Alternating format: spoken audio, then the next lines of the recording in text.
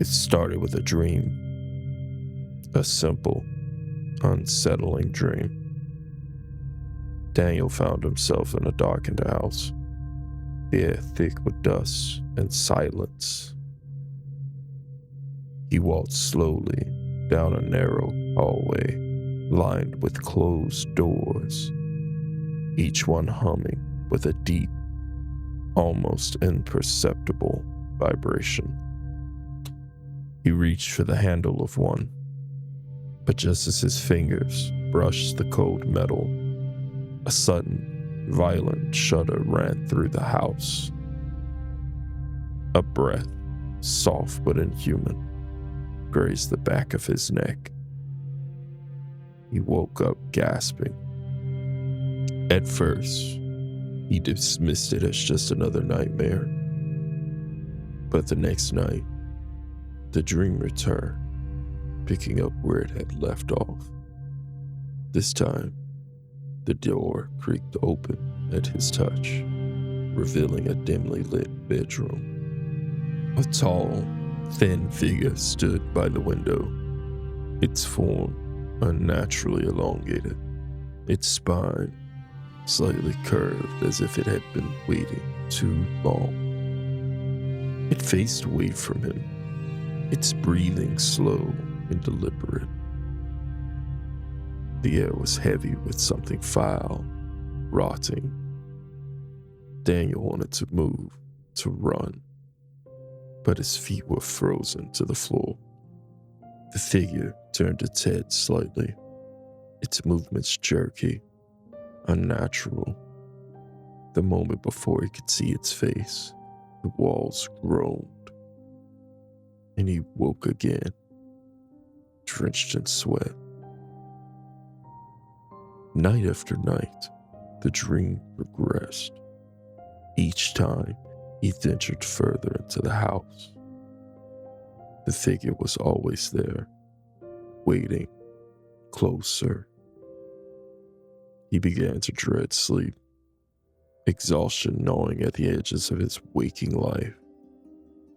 Friends noticed his decline, pale skin, hollow eyes, and a nervous, twitchy demeanor.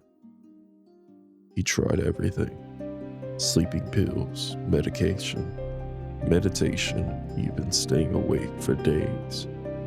But the moment he drifted off, the house yanked him back. Then, one night, he found himself at the base of a staircase. The figure now stood halfway up, one skeletal hand resting on the banister, its head cocked at an unnatural angle. It beckoned him forward, its slow, curling fingers, the sound of cracking joints echoing in the silence. Against his will, his legs moved, his body climbing step after step. The air grew colder, thick with an unseen presence. Shadows seemed to ripple unnaturally along the walls. At the top of the stairs, a door loomed, slightly ajar. He could see a sliver of something beyond, something shifting, waiting. His heart pounded as he reached the threshold. A whisper slithered through the air, a voice so soft yet razor sharp. "Come closer." The figure stepped aside, its grin stretching impossibly wide, allowing him to see inside. There, in the center of the room, stood a bed, and in it he saw himself, pale, still, but eyes wide open in terror. His doppelganger's mouth moved soundlessly, pleading, screaming without a voice. The shadows around the bed pulsed, creeping towards him, like living tendrils. Daniel stumbled back, his mind reeling. The figure turned to him now, his face a perfect mirror of his own, only twisted in a grotesque, knowing smile. He tried to wake up. He willed himself to break free, but this time there was no escape. The darkness coiled around him, his body sinking into the cold embrace of the dream.